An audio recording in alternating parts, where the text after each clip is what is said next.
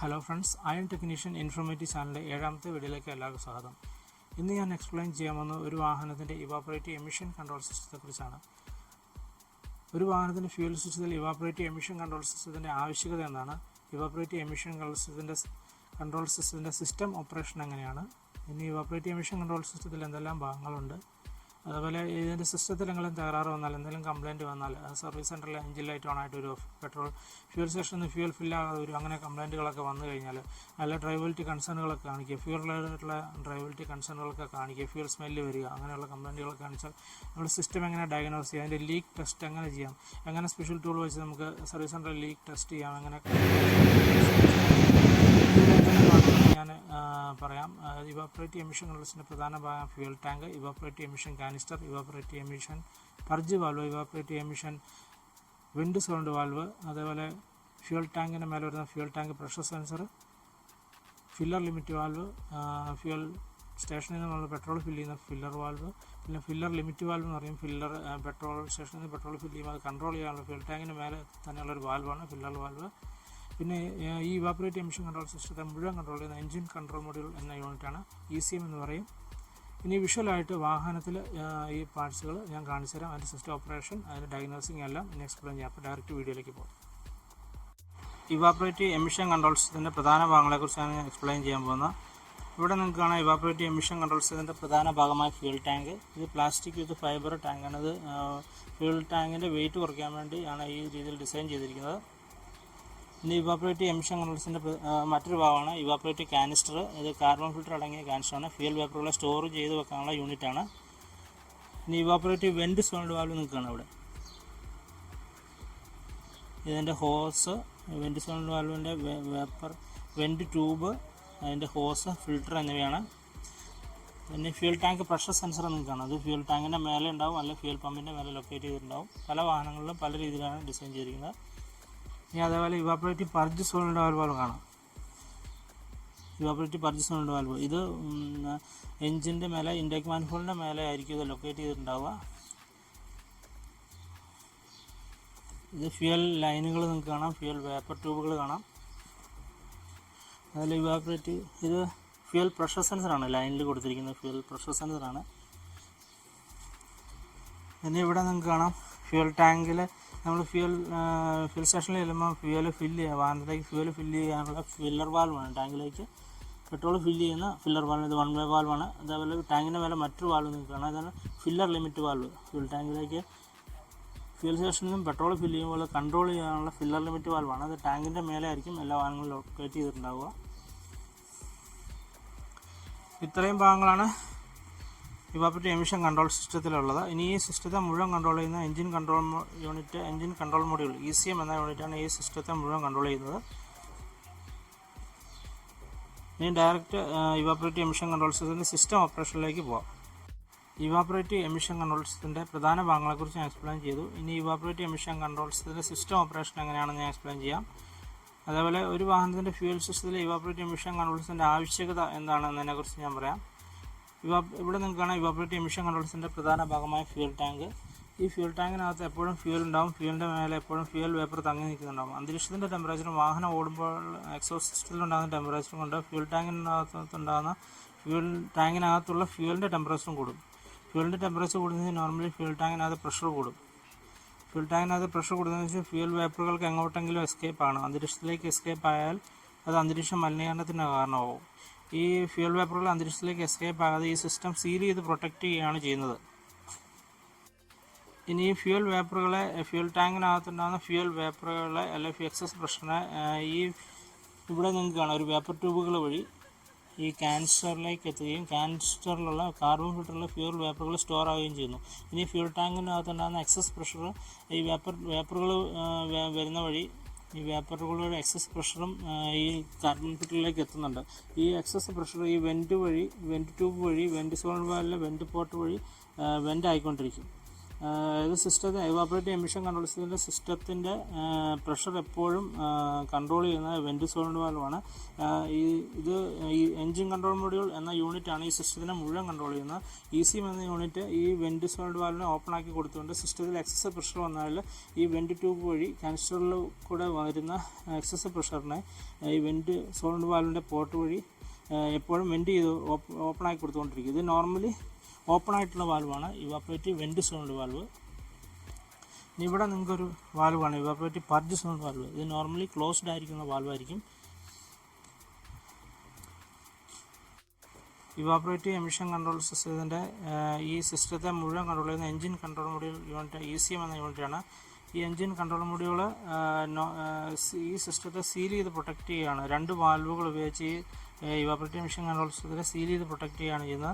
Evaporative emission control സിസ്റ്റത്തിൻ്റെ ഇത് purge solenoid valve എന്ന് പറഞ്ഞു. ഈ purge solenoid valve normally closed ആയിരിക്കും. അതുപോലെ evaporative vent solenoid valve normally open ആയിരിക്കും. ഇനി ഈ ഫ്യൂൽ ടാങ്കിനകത്തുണ്ടാകുന്ന പ്രഷർ എങ്ങനെയാണ് എൻജിൻ കൺട്രോൾ മൊഡ്യൂൾ മനസ്സിലാക്കുന്നതെന്ന് വെച്ചാൽ, ഈ ഫ്യൂൽ ടാങ്കിൻ്റെ മേലെ തന്നെ ഒരു ഫ്യൂവൽ പ്രഷർ സെൻസർ കാണാം. ഈ പ്രഷർ സെൻസറിൻ്റെ വോൾട്ടേജിൻ്റെ ഡിഫറൻസ് ECM മനസ്സിലാക്കുകയും എൻജിൻ കൺട്രോൾ മൊഡ്യൂളിൽ ഒരു പ്രീ ഡിറ്റർമിൻഡ് ആയിട്ടുള്ള ഒരു വാല്യൂ സെറ്റ് ചെയ്തിട്ടുണ്ടാവും.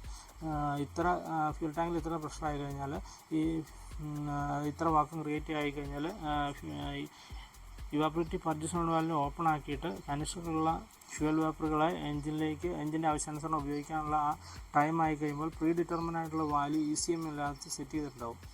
ഈ ടൈം ഈ ഫ്യൂൽ ടാങ്ക് പ്രഷർ സെൻസറിൻ്റെ വോൾട്ടേജിൻ്റെ ഡിഫറൻസ് മനസ്സിലാക്കിയിട്ട് engine control module normally closed ആയിരിക്കുന്ന ഇവാപറേറ്റീവ് വെൻറ്റ് സോളിഡ് ഓപ്പൺ ആക്കുകയും ഈ വേപ്പർ ട്യൂബ് വഴി ഇത് ഇൻടേക്ക് മാനിഫോൾഡിൽ നിന്നൊരു വാക്കം ഈ വേപ്പർ ട്യൂബുകൾ വഴി ഇവാപറേറ്റീവ് കാനിസ്റ്ററിലേക്ക് അപ്ലൈ ചെയ്യും.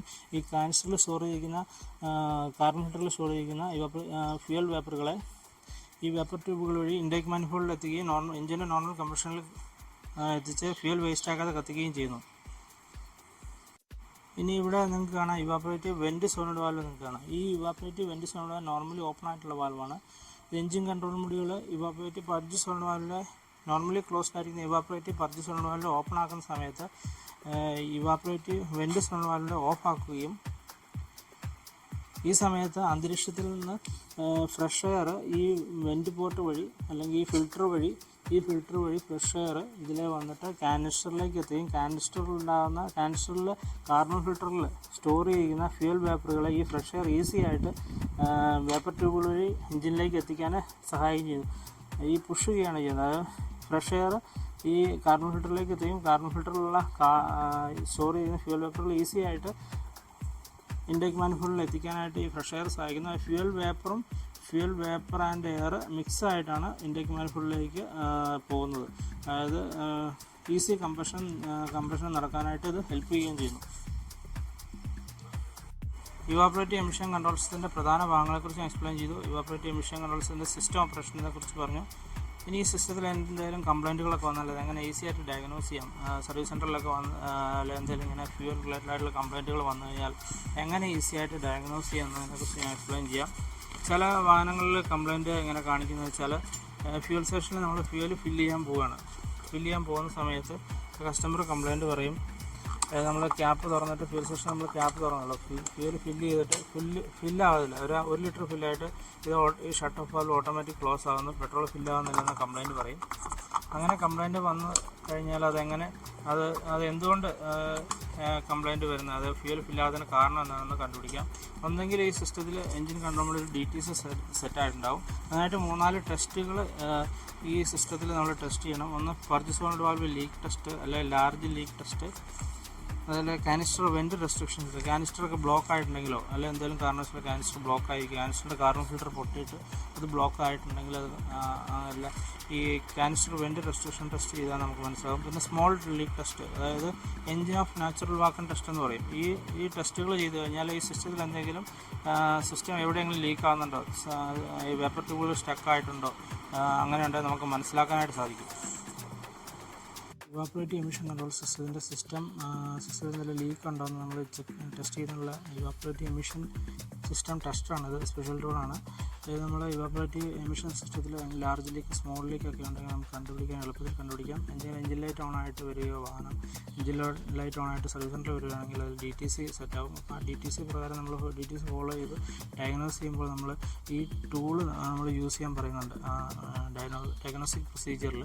അപ്പോൾ നമ്മൾ ഈ ടൂൾ യൂസ് ചെയ്തിട്ട് ഈ ടൂളിൻ്റെ ഒരു ഭാഗം നിങ്ങൾക്ക് വയർ കാണാം. ഇത് ബാറ്ററി പോസിറ്റീവിൽ കണക്ട് ചെയ്യുക, നെഗറ്റീവിലും കണക്ട് ചെയ്തിട്ട് നമ്മൾ ടൂള് ഇവാപ്പറേറ്റീവ് പർജ് വാൽവിൻ്റെ ഔട്ട്ലെറ്റിൽ കണക്ട് ചെയ്ത് കഴിഞ്ഞാൽ നമുക്ക് അതായത് ഇവാപ്പറേറ്റീവ് കനസ്റ്ററിലേക്ക് പോകുന്ന ലൈനിൽ കണക്ട് ചെയ്യുക. എന്നിട്ട് നമ്മൾ ഈ നൈട്രജൻ ടാങ്കിൽ നൈട്രജൻ ഓപ്പൺ ആക്കിയിട്ട് എന്നിട്ട് ഈ സ്വിച്ച് ആക്ടിവേറ്റ് ചെയ്ത് കഴിഞ്ഞാൽ സ്വിച്ച് ആക്ടിവേറ്റ് ചെയ്ത് കഴിഞ്ഞാൽ ഈ ഇവാപ്പറേറ്റീവ് എമിഷൻ കൺട്രോൾ സിസ്റ്റത്തിൻ്റെ ഏതെങ്കിലും ഭാഗത്ത് ലീക്ക് ഉണ്ട്, ഈ നൈട്രജൻ അത് വഴി ലീക്കാവുന്നതായിട്ട് നമുക്ക് കാണാം. ഇനി ഇതിൻ്റെ ഈ ഇവാപ്പറേറ്റീവ് എമിഷൻ സിസ്റ്റം ടെസ്റ്റർ എങ്ങനെ യൂസ് ചെയ്യുന്ന ഇത് ഇവിടെ എഴുതിയിട്ടുണ്ട്. ഇത് നമ്മളെങ്ങനെ കണക്ട് ചെയ്യണം, എങ്ങനെ അത് സ്വിച്ച് ആക്ടിവേറ്റ് ചെയ്യണം, നൈട്രജൻ എപ്പോൾ തുറക്കണം, അത് ഏത് വെഹിക്കിളിലേക്ക് എങ്ങനെ കണക്ട് ചെയ്യണം എന്ന് എഴുതിയിട്ടുണ്ട്. പിന്നെ സ്മോക്ക് ടെസ്റ്റർ പ്രൊസീജിയർ ഇവിടെ കൊടുത്തിട്ടുണ്ട് കറക്റ്റായിട്ട്. ഇത് പ്രകാരം നമ്മൾ കണക്ട് ചെയ്തിട്ട് നമ്മൾ സ്വിച്ച് ഓൺ ആക്കി കഴിഞ്ഞാൽ ഇനി നമ്മൾ വെഹിക്കിൾ സ്കാൻ ടൂൾ വെച്ച് നമ്മൾ വെൻറ്റ് ഓൺ ചെയ്യാം. വെൻറ്റ് ഓൺ ചെയ്തിട്ട് നമ്മൾ ഈ ഇതെല്ലാം കണക്ട് ചെയ്ത ശേഷം സ്കാൻ ടൂൾ വെച്ച് നമുക്ക് ഓൺ ചെയ്യാൻ പറ്റും. ഓൺ ചെയ്തിട്ട് നമുക്ക് ഏതെങ്കിലും സിസ്റ്റത്തിൽ ലീക്ക് ആകുന്നുണ്ടെന്ന് നമുക്ക് അതിന് മുന്നേ കണ്ടു ചെയ്യാം. വെൻറ്റ് ഓൺ ചെയ്ത് കഴിഞ്ഞാൽ ഈ നൈട്രജൻ ലൈനിൽ മുഴുവൻ ആകും. പോകുന്ന സമയത്ത് എവിടെയും ലീക്ക് ആകണ്ട അങ്ങനെ കണ്ടുപിടിക്കുക. അല്ലെങ്കിൽ സ്വിച്ച് വെച്ച് ആക്ടിവേറ്റ് ചെയ്തിട്ട് നമുക്ക് കണ്ടുപിടിക്കാൻ പറ്റും. ഇനി ഇതിൻ്റെ പ്രഷർ, ഈ സിസ്റ്റത്തിൻ്റെ പ്രഷർ നമുക്കിവിടെ കാണിക്കും. ഇവാപ്പറേറ്റീവ് സിസ്റ്റത്തിൻ്റെ പ്രഷർ ഇവിടെ കാണിക്കും. അതുപോലെ ഇവിടെ ഈ നൈട്രജൻ്റെ പ്രഷർ, ടാങ്കിൽ നൈട്രജൻ എത്ര ഉണ്ടെന്ന് നമുക്ക് അളവ് നമുക്ക് ഇതിൽ തുറന്നു കഴിയുമ്പോൾ നമുക്കിവിടെ അറിയാൻ പറ്റും. ഇത് കൺട്രോൾ വാൽവാണ്. ഇതിൻ്റെ ഇൻസ്ട്രക്ഷൻ ഞാൻ ഇതിൽ കൊടുക്കാം. ലാർജ് ലീക്ക്, സ്മോൾ ലീക്ക് ഒക്കെ നമുക്ക് ഇതിൽ നിന്ന് കണ്ടുപിടിക്കാൻ പറ്റും. DTC പ്രകാരം നമ്മൾ ഡയഗ്നോസ് ചെയ്യുമ്പോൾ ഈ ടൂൾ വെച്ചാണ് നമ്മൾ ടെസ്റ്റ് ചെയ്യേണ്ടത്. ഇവാപ്പറേറ്റീവ് എമിഷൻ കൺട്രോൾ സിസ്റ്റത്തിൻ്റെ സിസ്റ്റം ഓപ്പറേഷനെ കുറിച്ച് ഞാൻ എക്സ്പ്ലെയിൻ ചെയ്തു. ഇവാപ്പറേറ്റീവ് എമിഷൻ കൺട്രോൾ സിസ്റ്റത്തിൻ്റെ പ്രധാന ഭാഗങ്ങളെക്കുറിച്ച് വിഷ്വലായിട്ട് കാണിച്ചു തന്നു. ഓരോന്ന് സെപ്പറേറ്റ് പറഞ്ഞു. ഇവാപ്പറേറ്റീവ് എമിഷൻ കൺട്രോൾ സിസ്റ്റം എങ്ങനെ ടെസ്റ്റ് ചെയ്യാൻ പറ്റും, എങ്ങനെ ലീക്ക് എന്തെങ്കിലും ഡ്രൈവബിലിറ്റി കൺസേണുകൾ വരിക, ഫ്യൂൽ സ്റ്റേഷനിൽ നിന്ന് ഫ്യൂൽ ഫില്ലാകാതെ വരിക, ഫ്യൂൽ സ്മെല്ല് അല്ലെ ലാർജ് ലീക്ക്, സ്മോൾ ലീക്ക് എന്നിവയൊക്കെ വരികയാണുള്ളത് അങ്ങനെ ഈസി ആയിട്ട് ഡയഗ്നോസ് ചെയ്യാം. പിന്നെ ഇവാപ്പറേറ്റീവ് എമിഷൻ ടെസ്റ്റർ വെച്ച് നമ്മൾ എന്തെങ്കിലും ലീക്കുകളൊക്കെ സിസ്റ്റത്തിൽ എന്തെങ്കിലും തകരാറ് വന്നു കഴിഞ്ഞാൽ നമുക്ക് എങ്ങനെ അത് കണ്ടുപിടിക്കാൻ പറ്റുമെന്ന് വിഷ്വലായിട്ട് കാണിച്ചു തന്നു. ഇപ്പോൾ ഇന്നുള്ള പുതിയ വാഹനങ്ങളിൽ ക്യാപ്ലെസ് ഫ്യൂൽ സിസ്റ്റമാണ് വരുന്നത്. പഴയ മോഡൽ വാഹനങ്ങളിൽ ക്യാപ്പുള്ള ഫ്യൂൽ സിസ്റ്റമാണ്. ഇപ്പോൾ അതെങ്ങനെ ക്യാപ്ലെസ് ഫ്യൂൽ സിസ്റ്റം, ക്യാപ്പുള്ള ഫ്യൂൽ സിസ്റ്റം, ഏകദേശം സിസ്റ്റത്തിൻ്റെ ഓപ്പറേഷൻ എല്ലാം സെയിം തന്നെ. സിസ്റ്റത്തിൻ്റെ ഓപ്പറേഷൻ നമുക്ക് കറക്റ്റായിട്ട് അറിഞ്ഞു കഴിഞ്ഞാൽ നമുക്ക് ഈ സിസ്റ്റം ഡയഗ്നോസ് ചെയ്യാനോ അല്ലെങ്കിൽ അതിൻ്റെ കംപ്ലൈൻറ്റുകൾ എന്താണെന്ന് അറിയാൻ പറ്റുള്ളൂ. അപ്പോൾ ഈ ഇവാപ്പറേറ്റീവ് എമിഷൻ കൺട്രോൾ സിസ്റ്റത്തെക്കുറിച്ച് ചെയ്ത ഈ വീഡിയോ എല്ലാവർക്കും ഉപകാരപ്രദമാണെന്ന് വിചാരിക്കുന്നു.